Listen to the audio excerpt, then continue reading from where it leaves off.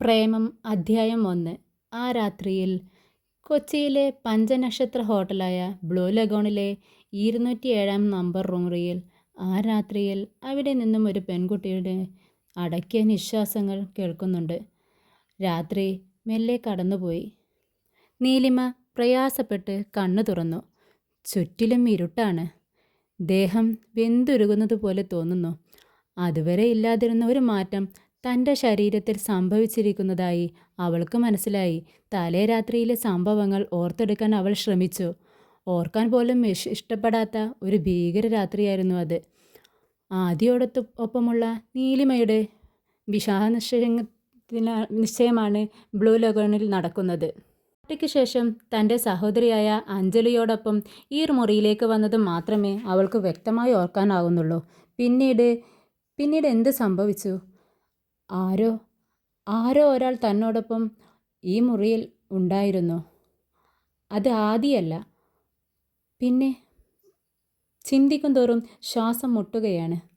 Please അരുത്, എന്നെ വെറുതെ വിടൂ എന്നൊക്കെ താൻ കരഞ്ഞത് അവൾക്ക് ഓർമ്മയുണ്ട്. പക്ഷേ അവളുടെ കരുത്തിനുമേൽ അവൾ പൂർണ്ണമായി നിസ്സഹായയായിരുന്നു. ആ കൈകൾ, ശരീരം അനക്കാവുന്നില്ല. വീരമേറിയ ഏതോ മയക്കുമരുന്നിൻ്റെ ലഹരിയിലായിരുന്നു താനെന്ന് അവൾക്ക് മനസ്സിലായി. പെട്ടെന്ന് മൊബൈൽ ഫോണിൽ അലാറം ശബ്ദിച്ചു. നീലിമയുടെ ചിന്തകൾ മുറിഞ്ഞു. അവൾ പിടഞ്ഞെഴുന്നേറ്റ് ഭയത്തോടെ തൻ്റെ ശരീരത്തിലേക്ക് നോക്കി. ധരിച്ചിരുന്ന ചുവന്ന ഫ്രോക്ക് പകുതി കീറി നിലത്ത് കിടക്കുന്നുണ്ട്. ഒടുവിൽ വേദനയോടെ അവൾ ആ സത്യം മനസ്സിലാക്കി. നടന്നതൊന്നും സ്വപ്നമല്ല. അജ്ഞാതനായ ഒരാൾ തന്നെ നശിപ്പിച്ചിരിക്കുന്നു. നീലിമ മുഖം പൊത്തി കരഞ്ഞു. എത്ര നേരം അങ്ങനെ കടന്നുപോയെന്ന് അവൾക്കറിയില്ല. നടന്നതെല്ലാം എത്രയും പെട്ടെന്ന് ആദ്യം അറിയിക്കണമെന്നവൾക്ക് തോന്നി. തിടുക്കത്തിൽ നിലത്ത് കിടക്കുന്ന തൻ്റെ വസ്ത്രങ്ങൾ ധരിച്ച് അവൾ പുറത്തേക്ക് പോയി. വാതിൽ തുറന്നതും പുറത്തെ കാഴ്ച കണ്ട് അവൾ ഞെട്ടിപ്പോയി. മുന്നിൽ അച്ഛനും ആദിയും നിൽക്കുന്നു. എന്താണ് പറയേണ്ടതെന്നറിയാതെ അവൾ സ്തബ്ധയായി. അച്ഛാ, ഞാൻ... നീലിമ ഓടിച്ചെന്ന് അച്ഛനെ കെട്ടിപ്പിടിച്ച് കരഞ്ഞു. വാസുദേവൻ ദേഷ്യത്തോടെ അവളെ തള്ളി മാറ്റി. മാറി നിൽക്കടി. അച്ഛൻ്റെ ഭാവം കണ്ട് നീലിമ ഒരു നിമിഷം തരിച്ചു നിന്നുപോയി. തൻ്റെ രൂപവും തൻ്റെ അലങ്കോലമായി കിടക്കുന്ന മുടിയും കണ്ട് തന്നെ തെറ്റിദ്ധരിച്ചിരിക്കുന്നു എന്നവൾക്ക് മനസ്സിലായി. ഈ ദിവസം തന്നെ വേണം നിൻ്റെ അഴിഞ്ഞാട്ടം, അയാൾ അലറി. നീലിമയ്ക്ക് പിന്നീട് ഒരക്ഷരം പോലും മിണ്ടാൻ കഴിഞ്ഞില്ല. അവളുടെ കണ്ണുകൾ നിറഞ്ഞിരുന്നു. അവളച്ഛനെ പിന്നിൽ നിൽക്കുന്ന ആദിയെ സങ്കടത്തോടെ നോക്കി. ആദിയാണ് ഇനിയുള്ള ഏക പ്രതീക്ഷ. അവൻ തന്നെ അവിശ്വസിക്കില്ല എന്ന് ഉറപ്പുണ്ടായിരുന്നു. പക്ഷേ അപ്പോഴേക്കും അവളുടെ പ്രതീക്ഷകൾ തെറ്റിച്ചുകൊണ്ട് ആദി മുന്നിലേക്ക് കയറി നിന്നു. അവൻ്റെ മുഖത്തും ദേഷ്യം പ്രകടമായിരുന്നു. എന്നാലും എന്നോടിത് ചെയ്യരുതായിരുന്നു നീ. ആദി പറഞ്ഞത് കേട്ട് നീലിമയുടെ മനസ്സ് പിടഞ്ഞു. നിനക്കെന്നെ അറിയില്ലേ ആദി? ഞാൻ അങ്ങനെ ഒരു തെറ്റ് ചെയ്യൂ ആദി? സത്യം, എനിക്കൊന്നും അറിയില്ല. ജ്യൂസിൽ ആരോ എന്തോ ചേർത്തിരുന്നു എന്ന് എനിക്ക് തോന്നുന്നത്. മതി, എനിക്കൊന്നും കേൾക്കണമെന്നില്ല. മുന്നിൽ കാണുന്നത് വിശ്വസിക്കാതിരിക്കാൻ ഞാൻ പൊട്ടനല്ല ആദി. ഞാൻ സത്യമാണ് പറയുന്നത്. ആരോ എന്നെ ചീറ്റ് ചെയ്തത് ആദി. നീലിമ ആവർത്തിച്ചുവെങ്കിലും ആദി പിന്നെ സംസാരിക്കുകയോ അവളെ നോക്കുകയോ ചെയ്തില്ല. അപ്പോഴേക്കും അഞ്ജലി അങ്ങോട്ടേക്ക് വന്നു. നീലിമയുടെ അച്ഛനായ വാസുദേവൻ്റെ രണ്ടാം ഭാര്യയായ സത്യഭാമയിലുള്ള മകളാണ് അഞ്ജലി. നീലിമ പ്രതീക്ഷയോടെ അഞ്ജലിയുടെ അടുത്തേക്ക് ചെന്നു. അവളുടെ കൈ പിടിച്ചു. അഞ്ജലി മോളെ, നീ പറയ് ഇവരോട്. നിന്റെ കൂടെയല്ലേ മുകളിലേക്ക് ഞാൻ വന്നത്? അഞ്ജലി നീലിമയുടെ കൈകൾ തട്ടിമാറ്റി. എൻ്റെ കൂടെയോ? നീയല്ലേ ഈ റൂമിൽ കൊണ്ടാക്കിയത്? നീലിമ വീണ്ടും ചോദിച്ചു. അച്ഛാ, എനിക്കൊന്നും അറിയില്ല. ചേച്ചി എന്തൊക്കെയായി പറയുന്നത്? എനിക്കൊന്നും മനസ്സിലാവുന്നില്ല, അഞ്ജലി അച്ഛനെ നോക്കി പറഞ്ഞു. ഇത് കേട്ട് നീലിമ ആകെ വല്ലാതെയായി. അഞ്ജലി സത്യം തുറന്നു പറയുമെന്ന് അവൾ വിശ്വസിച്ചിരുന്നു. അച്ഛാ, ഞാൻ പറയുന്നത് സത്യമാണ്. ജ്യൂസ് കുടിച്ചപ്പോൾ എനിക്ക് തല കറങ്ങുന്നത് പോലെ തോന്നി. ഇവളാ ഇന്നലെ രാത്രി എന്നെ റൂമിൽ കൊണ്ടാക്കിയത്. അയ്യോ, എന്തൊക്കെ നുണയാ ചേച്ചി പറയുന്നത്? ഞാൻ ഇന്നലെ അമ്മയുടെ കൂടെയല്ലേ കിടന്നത്. ഇങ്ങോട്ട് ഞാൻ വന്നിട്ടില്ല. അഞ്ജലി നോണ പറയില്ല നീലിമ. മതി ന്യായീകരിച്ചത്. എടുക്കാനുള്ളതൊക്കെ എടുത്ത് വന്ന് വണ്ടിയിൽ കയറിക്കോ. ഈ കോലത്തിൽ നിന്നെ ഇവിടെ നിന്ന് ഇറക്കി വിട്ട ആളുകൾ ഈ കഥ അറിയും. അത് വേണ്ട. നീലിമയ്ക്കൊന്നും മിണ്ടാനാവുന്നില്ല. വാസുദേവൻ്റെ വാക്കുകൾ കേട്ട് അവൾ അത്രയ്ക്ക് തകർന്നു പോയിരുന്നു. എല്ലാവരെയും ഒന്നുകൂടി നോക്കിയ ശേഷം അവൾ മെല്ലെ മുറിയിൽ നിന്ന് ഇറങ്ങി നടന്നു. ഒന്ന് നിന്നെ. പിന്നെ നിന്നും ആദി വിളിച്ചു. പ്രതീക്ഷയോടെ നീലിമ അവനെ നോക്കി. കയ്യിൽ കിടക്കുന്ന റിങ് ഇങ്ങ് ഊരി തന്നേക്ക്. ഇനി നീ എൻ്റെ ആരുമല്ല, ആദി പറഞ്ഞു. നീലിമയ്ക്ക് ഹൃദയം പൊട്ടുന്നതുപോലെ തോന്നി. നിറ കണ്ണുകളോടെ അവൾ ആ മോതിരം ഊരിക്കൊടുത്തു. ആദി അത് വാങ്ങിക്കൊണ്ട് തിരിഞ്ഞു നോക്കാതെ നടന്നു. വിശ്വാസ് ഗ്രൂപ്പ് ഓഫ് കമ്പനിയുടെ ഓഫീസിൽ തൻ്റെ കസേരയിൽ അസ്വസ്ഥനായിരിക്കുകയാണ് സിദ്ധാർത്ഥ് വിശ്വനാഥ്. പേടിയോടെ റിയ അങ്ങോട്ടേക്ക് കയറി വന്നു. സാർ. സിദ്ധാർത്ഥ് തല ഉയർത്തി നോക്കി. എന്തായി? ഞാൻ പറഞ്ഞ കാര്യം അന്വേഷിച്ചോ? യാതൊരു മുഖവിരയും കൂടാതെ സിദ്ധാർത്ഥ് ചോദിച്ചു. Yes sir. അതൊരു ട്രാപ്പായിരുന്നു. Just like honey trap. Honey ട്രാപ്പോ? അതെ സാർ. ഗൗതം തന്നെയാണ് ഇതിന് പിന്നിൽ. അയാൾ ഏർപ്പാട് ചെയ്ത ആളുകൾ ഹോട്ടലിൽ തൻ്റെ കോൺഫറൻസ് ഹാളിൽ ഉണ്ടായിരുന്നു. സാറ് നില കഴിച്ച സോഫ്റ്റ് ഡ്രിങ്കിൽ അമിതമായൊരു കെമിക്കൽ ഉണ്ടായതായി അൺഒഫീഷ്യലായൊരു റിപ്പോർട്ട് കിട്ടിയിട്ടുണ്ട്, റിയ പറഞ്ഞു. സിദ്ധാർത്ഥിൻ്റെ എതിരാളിയാണ് ഗൗതം കൃഷ്ണൻ. സിദ്ധാർത്ഥിൻ്റെ വിശ്വം ഗ്രൂപ്പും ഗൗതമിൻ്റെ കൃഷ്ണ ഗ്രൂപ്പും തമ്മിൽ ബിസിനസ് പങ്കാളികളായിരുന്നു. ഗൗതമിൻ്റെ പേരിൽ വന്ന ഒരു സാമ്പത്തിക തട്ടിപ്പിൻ്റെ പേരിൽ ഇരുവരും തമ്മിൽ പിണങ്ങി. അതിന് ശേഷമുള്ള സിദ്ധാർത്ഥിൻ്റെ ക്ലീൻ ഇമേജ് നഷ്ടപ്പെടുത്താൻ വേണ്ടി ഗൗതം എന്തു ചെയ്യുമെന്ന് അറിയാം. റിയ സിദ്ധാർത്ഥിനെ നോക്കി. What the hell? അവനോ? 1-2 വട്ടം അവനെ നമ്മൾ ക്ഷമിച്ചു വിട്ട് കളഞ്ഞതല്ലേ, ഇനി പറ്റില്ല, സിദ്ധാർത്ഥ് ദേഷ്യത്തോടെ പറഞ്ഞു. സാർ, എടുത്തു ചാടരുത്. CCTV അടക്കം തെളിവുകളെല്ലാം അവർ നശിപ്പിച്ചിരിക്കുന്നു. ഫയൽ ലിസ്റ്റ് മാത്രമാണുള്ളത്. റിയ അവനെ തണുപ്പിക്കാൻ വേണ്ടി ശ്രമിച്ചു. കാരണം ദേഷ്യക്കാരനും എടുത്തുചാട്ടക്കാരനുമായ സിദ്ധാർത്ഥ് ഇത്തരമൊരു കാര്യത്തിന് പുറപ്പെട്ടാൽ എന്ത് സംഭവിക്കുമെന്ന് റിയക്ക് അറിയാമായിരുന്നു. എന്നാൽ തെളിവ് കൊണ്ടുവാ ആദ്യം. അവനെ ഇനി അങ്ങനെ വിട്ടുകളയാൻ പറ്റത്തില്ല. ഇതോടെ തീരണം അവൻ്റെ കഥ. പക്ഷേ സാർ, ഇതിൽ ചില കൺഫ്യൂഷൻസ് ഉണ്ട്. വാട്ട്? അവർ ട്രാപ്പിനായി ചെയ്ത റൂം നമ്പർ 209 അറിഞ്ഞത്. പക്ഷേ സാർ, നിങ്ങൾ വേറെ റൂമിലേക്കാണ് പോയത്, റിയ പറഞ്ഞത് കേട്ട് സിദ്ധാർത്ഥ് ഞെട്ടി. അപ്പോൾ എൻ്റെ റൂമിലുണ്ടായിരുന്ന പെൺകുട്ടി ആരാണ്? മുഖം എനിക്ക് ഓർത്തെടുക്കാൻ പറ്റുന്നില്ല. ആ പെൺകുട്ടി, അതാണ് സാർ എനിക്കും പിടികിട്ടാത്തത്. ഒരു പക്ഷേ അവർ തന്നെ ഏർപ്പെടുത്തിയ മറ്റൊരു കോൾഗേളായിരിക്കും. റിയ മടിച്ചാണ് അത് പറഞ്ഞത്. അത് കേട്ട് സിദ്ധാർത്ഥ് ചാടി എഴുന്നേറ്റു. ഹേയ് നോ, അല്ല, അവളൊരു കോൾഗേളൊന്നും ആയിരുന്നില്ല. ആ പെൺകുട്ടി ഒരു വെർജനായിരുന്നു. റിയ, താൻ അന്വേഷിക്കാൻ പറഞ്ഞത് മാത്രം അന്വേഷിച്ചത് വായിൽ തോന്നുന്നതൊന്നും വിളിച്ചു പറയരുത്, മനസ്സിലായോ? സിദ്ധാർത്ഥ് ഡെസ്കിൽ ശക്തമായി അടിച്ചുകൊണ്ടിരുന്നു ഇത് പറഞ്ഞത്. റിയ ഞെട്ടിപ്പോയി. Sorry sir. പോക്കോ. റിയ തല താഴ്ത്തിക്കൊണ്ട് ഇറങ്ങിപ്പോയി. സിദ്ധാർത്ഥ് പഴയതുപോലെ കസേരയിലിരുന്നു.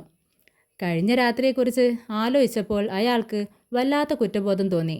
ആ ഹോട്ടൽ റൂമിൽ നിന്നും പുറത്തു വന്നതും വീട്ടിലെത്തിയതും ഒക്കെ അവ്യക്തമായി മാത്രമേ ഓർക്കാനാവുന്നുള്ളൂ. മെല്ലെ പിന്നിലേക്ക് ചാഞ്ഞുകൊണ്ട് അയാൾ ചിന്തിച്ചു. തെറ്റു പറ്റിയിരിക്കുന്നു. എങ്കിലും ആ പെൺകുട്ടി ആരായിരിക്കും? മാധവിയമ്മ എന്നു പേരുള്ള വലിയ തറവാടിൻ്റെ ഗേറ്റ് കടന്ന് ഒരു ഇന്നോവ ക്രിസ്റ്റ പോർച്ചിലേക്ക് കയറി വന്നു. പിറകിലെ സീറ്റിൽ ചാഞ്ഞു കിടക്കുകയാണ് നീലിമ. വീടെത്തിയത് അവൾ അറിഞ്ഞില്ല. വരാന്തയിൽ ആഞ്ജലിയുടെ അമ്മ സത്യഭാമ ഇരിക്കുന്നുണ്ട്. നീലിമ കണ്ണുകൾ തുടച്ച് ഇറങ്ങിച്ചെന്നു.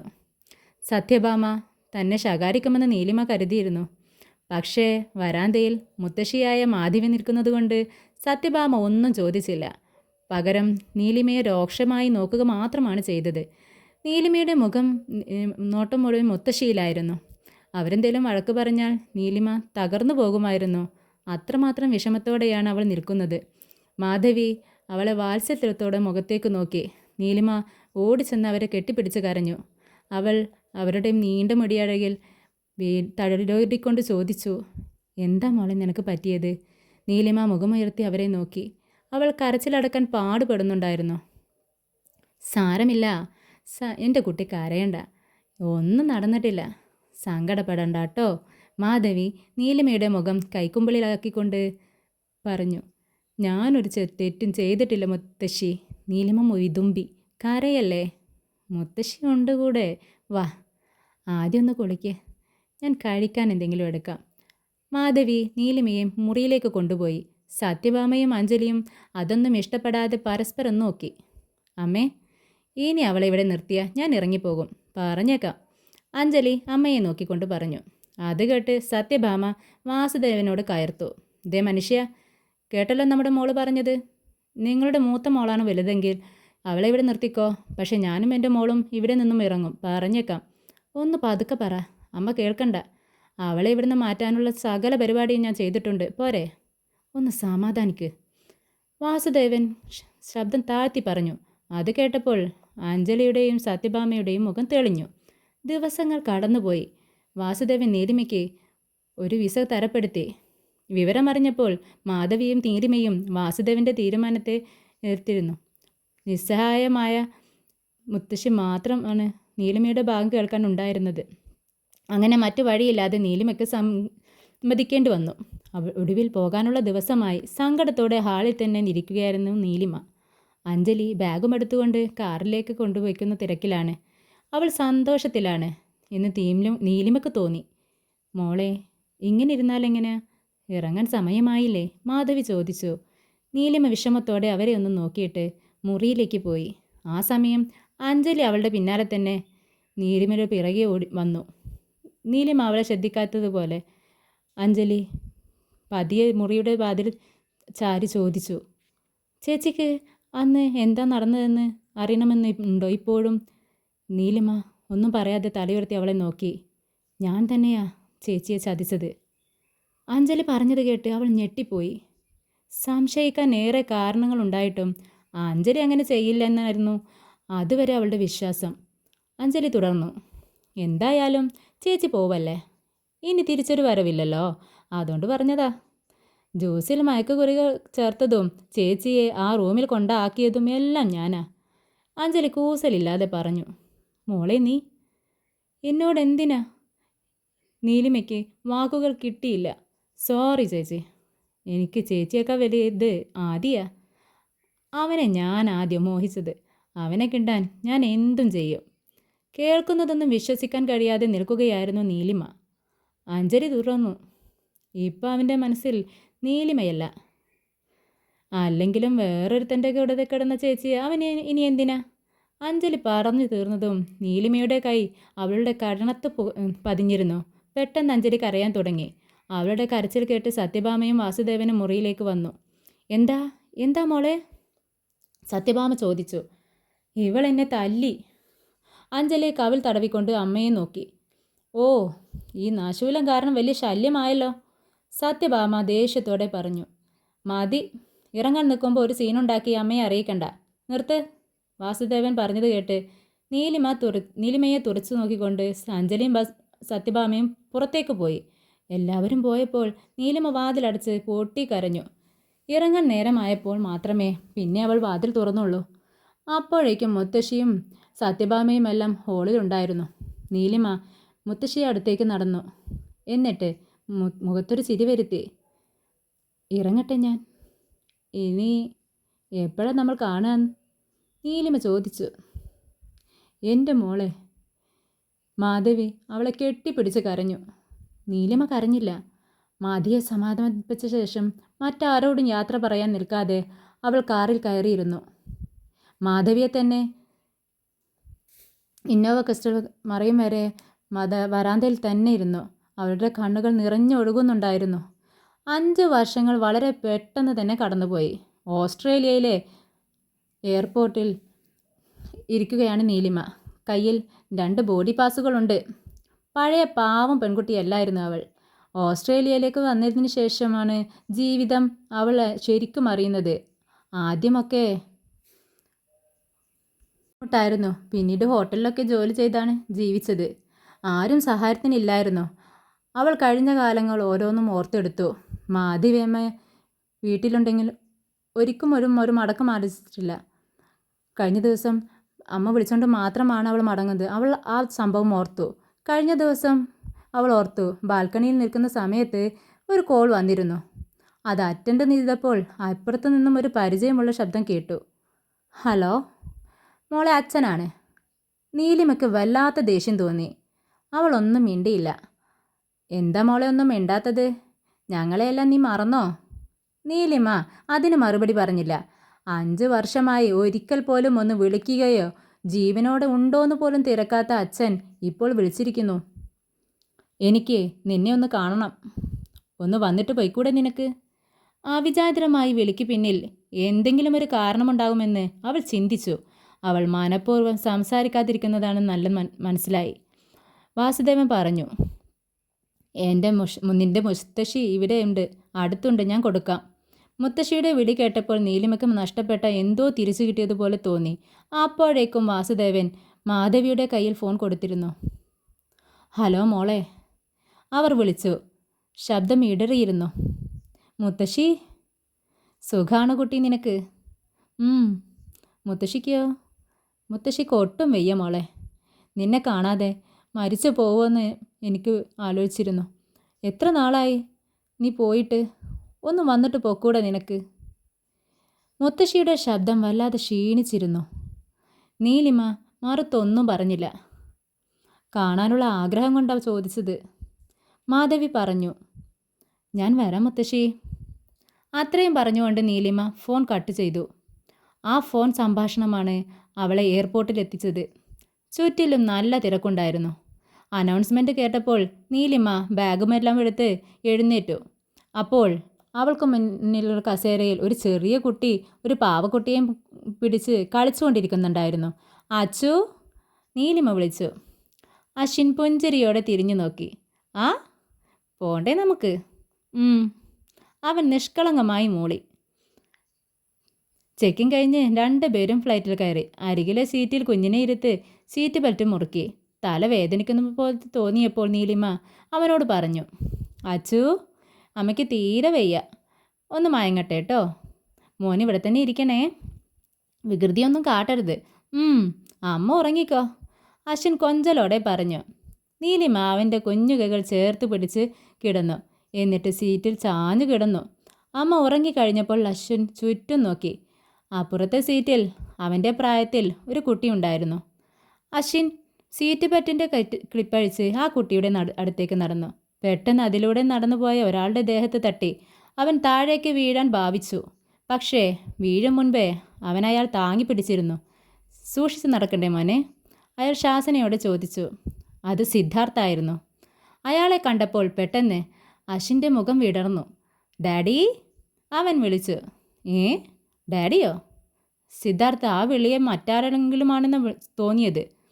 ആരും കേട്ടില്ലെന്ന് ഉറപ്പായപ്പോൾ അവൻ അശ്വിനെ നോക്കി പറഞ്ഞു, ഞാൻ മാൻ്റെ ഡാഡിയല്ല, അങ്കിൾ ഒന്ന് വിളിച്ചോ? ഇല്ല, ഡാഡീനെ വിളിക്കൂ. അശ്വിൻ വാശി പിടിച്ചു. ഷെടാ, ഇത് വലിയ കഷ്ടമായല്ലോ. സിദ്ധാർത്ഥ അവനെ വിട്ട് മുന്നോട്ട് നടക്കാനാഞ്ഞു. അശ്വിൻ സിദ്ധാർത്ഥിൻ്റെ മുന്നിൽ കയറി നിന്ന് അവൻ്റെ കയ്യിൽ പിടിച്ച് വീണ്ടും ചോദിച്ചു, എൻ്റെ ഡാഡിയല്ലേ? വീട് കുട്ടി, എന്താ കാണിക്കുന്നേ? സിദ്ധാർത്ഥ അവനെ മെല്ലെ തള്ളി മാറ്റി. അപ്പോഴേക്കും നീലിമ ഉണർന്നിരുന്നു. ദാഹിച്ചപ്പോൾ വെള്ളം കുടിക്കാൻ കണ്ണു തുറന്നതാണ്. അവൾ ബാഗിൽ നിന്നും ബോട്ടിലെടുത്ത് തുറന്നു. അപ്പോഴാണ് സീറ്റിൽ അശ്വിൻ ഇല്ല എന്ന് അവൾക്ക് മനസ്സിലായത്. പരിഭ്രമത്തോടെ നീലിമ ചുറ്റും നോക്കി. കുറച്ചു മുന്നിലായി ഒരാളുടെ കയ്യിൽ പിടിച്ചു നിൽക്കുന്ന അശ്വിനെ കണ്ടു. അയാൾ ആ പിടുത്തം വിടുവിക്കാൻ ശ്രമിക്കുകയാണ്. നീലിമ ഓടിച്ചെന്നു അശ്വിനോട് പറഞ്ഞു. എന്നിട്ട് സിദ്ധാർത്ഥിനെ നോക്കി പറഞ്ഞു, സോറി സാർ. അവൻ ഇത്തിരി വികൃതിയാ. സോറി മാഡം, ഇത് കുട്ടിയുടെ കുഴപ്പമല്ല, നിങ്ങളുടെ വളർത്തുദോഷത്തിൻ്റെയാ. കാണുന്ന എല്ലാവരെയും നോക്കി അച്ഛാന്ന് വിളിക്കാനാണ് പഠിപ്പിച്ച് വെച്ചിരിക്കുന്നത്. ഇത് കേട്ട് നീലിമ വല്ലാതെയായി. മറ്റുള്ള യാത്രക്കാരന്മാരുടെ ശ്രദ്ധിക്കുന്നുണ്ട്. ആളുകൾക്ക് മുന്നിൽ നാണം കെട്ടതിൽ അവൾക്ക് നല്ല ദേഷ്യം തോന്നി. അവൻ അറിയാതെ വിളിച്ചതാണെന്ന് പറഞ്ഞില്ലേ? നീലിമ ശബ്ദം താഴ്ത്തി പറഞ്ഞു. എന്തറിയാതെ വിളിച്ചെന്നാ? കാണുന്ന എല്ലാവരെയും കയറി അച്ഛനെന്ന് വിളിക്കുന്നതാണ് അറിവില്ലായ്മ. അതെന്താ, ഇവനക്ക് തന്തയാണെന്ന് ആരെന്ന് പറഞ്ഞു കൊടുത്തിട്ടില്ലേ? നീലിമയ്ക്ക് മുന്നിൽ താൻ ചെറുതായി പോകുന്നു തോന്നിയപ്പോൾ നീലിമ സിദ്ധാർത്ഥ ചോദിച്ചതാണ്. പക്ഷെ മകനെക്കുറിച്ച് അയാൾ പറഞ്ഞ വാക്കുകൾ നീലിമയ്ക്ക് സഹിക്കാനായില്ല. ഒരു നിമിഷം പോലും ചിന്തിക്കാതെ അവൾ കയ്യിലിരുന്ന വെള്ളം സിദ്ധാർത്ഥിൻ്റെ മുഖത്തേക്കൊഴിച്ചു. ഇത് കണ്ട് മറ്റു യാത്രക്കാരും ബോഡി ഗാർഡുകളും ഓടി വന്നു. ഏയ് മാറി നിൽക്ക്, ഇദ്ദേഹം ആരാണെന്നറിയാം നിങ്ങൾക്ക്? ബോഡി ഗാർഡിൽ ഒരാൾ ചോദിച്ചു. ഇയാൾ ആരായാൽ എനിക്കെന്താ? നീലിമ ദേഷ്യത്തോടെ പറഞ്ഞു. ഹേയ് ലേഡേ, ഇയാൾ വിശ്വാസ് ഗ്രൂപ്പ് ഉടമ സിദ്ധാർത്ഥ നാരായണനാണ്. ഇനി എന്താ വരാനെന്നുള്ളതെന്ന് നീ അറിഞ്ഞോ?